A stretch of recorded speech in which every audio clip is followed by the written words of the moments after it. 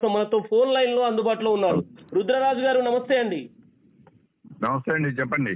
Sir చెప్పండి, Congress party AP Congress పార్టీలో మీ అధినాయకత్వం, మీ కేంద్ర ఢిల్లీ నాయకత్వం పెద్దలు తీసుకుంటున్న నిర్ణయాలు, మీరు ఒక ప్రస్తుతం పిసిసి చీఫ్ గా ఉన్నారు, షర్మిల కాంగ్రెస్ పార్టీలో చేరుతున్నారు, పిసిసి చీఫ్ గా కూడా పగ్గాలు చేపట్టబోతున్నారు అనేది టాక్ వినబడుతుంది. దీన్ని ఎలా చూస్తారు మీరు?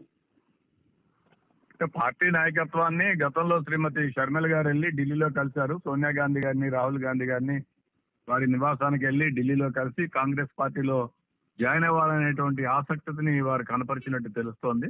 ఈ నేపథ్యంలో పార్టీ హైకమాండ్ కూడా వారిని స్వాగతించారనేటువంటి విషయం మనకు తెలుస్తోంది. ఏదేమైనప్పుడు కూడా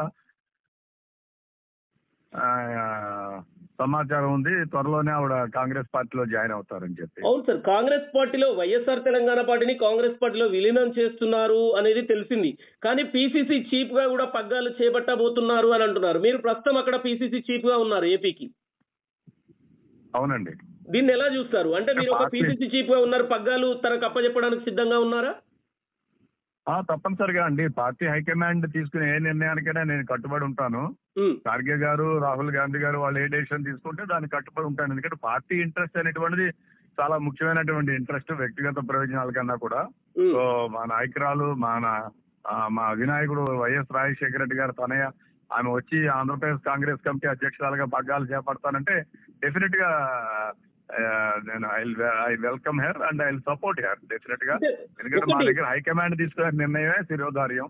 మా కాంగ్రెస్ అధ్యక్షులు మల్లికార్జున ఖార్గే గారు, రాహుల్ గాంధీ గారు ఏ నిర్ణయం తీసుకుంటే దానికి నేను కట్టుబడి ఉంటాను. రుద్రరాజు గారు, మీరు ఒక సీనియర్ నాయకులుగా ఉన్నారు కాంగ్రెస్ పార్టీలో.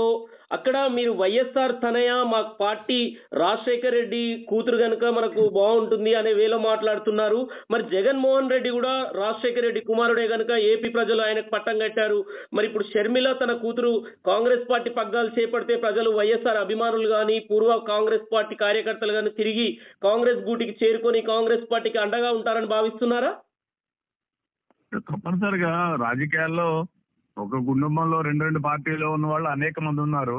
శ్రీమతి షర్మిల గారు, రాజశేఖర రెడ్డి గారి చివరి కోరిక అయినటువంటి రాహుల్ గాంధీ గారిని ఈ దేశానికి ప్రధానమంత్రి చేయాలనేటువంటి ఆ కోరికను నెరవేర్చాలని ఆవిడ ఇక్కడికి వస్తున్నట్టు మేము భావిస్తున్నాం. సో డెఫినెట్ గా కాంగ్రెస్ ఐడియాలజీకి కట్టుబడి కాంగ్రెస్ పార్టీలో బాధ్యత తీసుకుని పనిచేస్తారంటే తప్పనిసరిగా స్వాగతించేటువంటి పరిస్థితి ఉంటుంది. ఎందుకంటే we are not for power. Congress party ఎప్పుడు అధికారం కోసం పనిచేయలేదు. కాంగ్రెస్ పార్టీలో ఉన్న నాయకత్వం ఎప్పుడు కూడా అధికారం కోసం పనిచేయలేదు. కాంగ్రెస్ పార్టీ అనేటువంటిది డెఫినెట్ గా వీఆర్ ఫర్ ఐడియాలజికల్ కమిట్మెంట్.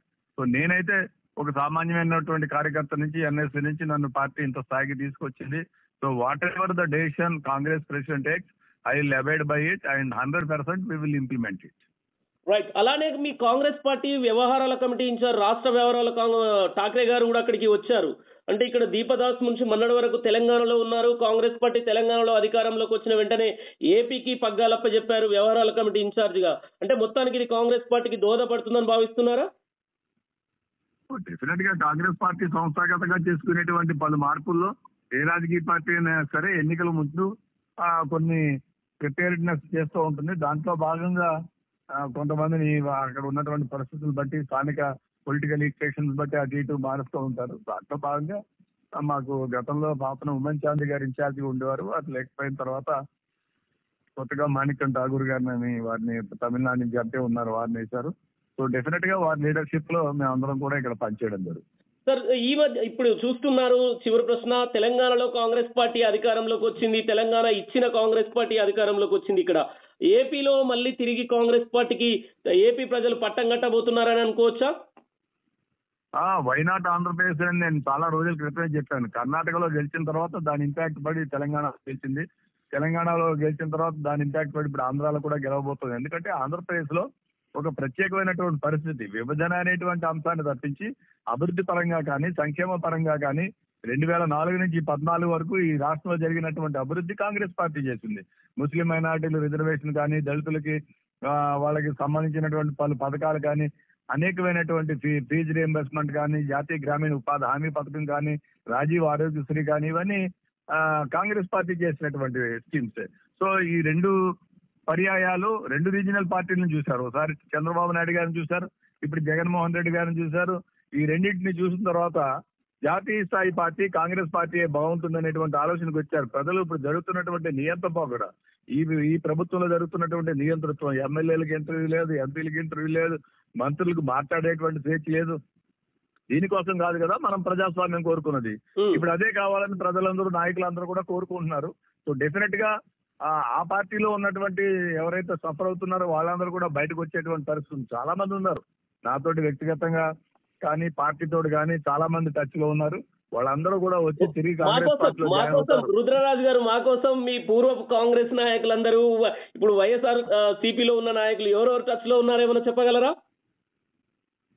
అది గౌరవం కాదు ఎవరు పేర్లు చెప్పడం అనేటువంటిది. సో డెఫినెట్ గా వాళ్ళ సమయం సందర్భం వచ్చినప్పుడు మేము చెప్తే, ఇప్పుడు శర్మల్ గారు జాయిన్ అవుతున్నారు అని మీరు అన్నారు. సో అధికారికంగా మాకు సమాచారం వచ్చిన తర్వాత నేనే చెప్పడం జరుగుతుంది. అలా ఏజెంట్ గారు ఎవరు జాయిన్ అవుతారు అనేటువంటిది అది జాయినింగ్ మీకు చెప్పే చేస్తారు. బట్ భావజాలం కలిసిన తర్వాత, ఎందుకంటే వాళ్ళందరూ కూడా కాంగ్రెస్ పార్టీలోనే వాళ్ళు పదవులు చేశారు. ఎంపీలుగా చేశారు, జడ్పీటీసీలుగా చేశారు, ఎమ్మెల్యేలుగా చేశారు, మంత్రులుగా చేశారు. ఈ ఎదుగుదల అంతటి కారణం కాంగ్రెస్ పార్టీయే. వాడి జీవితంలో వాడు ఎక్కిన ప్రతి మెట్టు కూడా కాంగ్రెస్ పార్టీ నుంచే.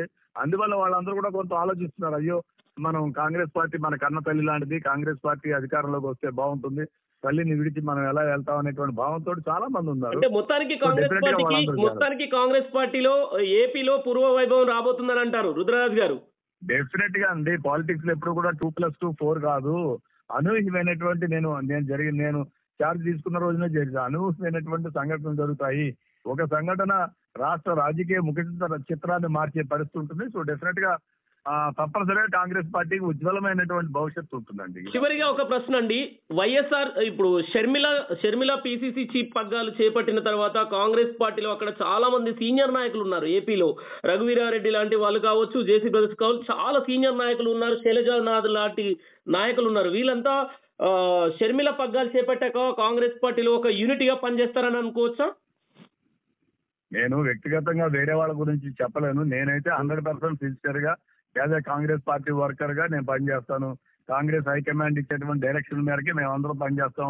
వాళ్ళందరూ కూడా అలాగే పనిచేస్తారు. మీరు అన్నటువంటి నాయకులందరూ కూడా ఏనాడు కూడా హైకమాండ్ ని ప్రశ్నించేటువంటి వాళ్ళం కాదు. మేము సిద్ధాంతం కోసం పనిచేసేటోళ్ళం, పదవుల కోసం పనిచేసే వాళ్ళు అయితే ఈ పార్టీలో ఉండేవాళ్ళు ఎవరు కాదు.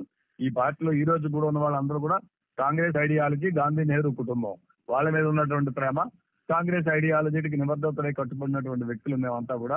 సో తప్పనిసరిగా ఈ రాష్ట్రంలో ఒక మార్పు కోసం, ఒక మంచి కోసం, సుపరిపాలన కోసం, ఇందిరమ్మ రాజ్యం కోసం మేమందరం కూడా కలిసి పనిచేయడం జరుగుతుంది. రైట్ అండి, థ్యాంక్ యూ.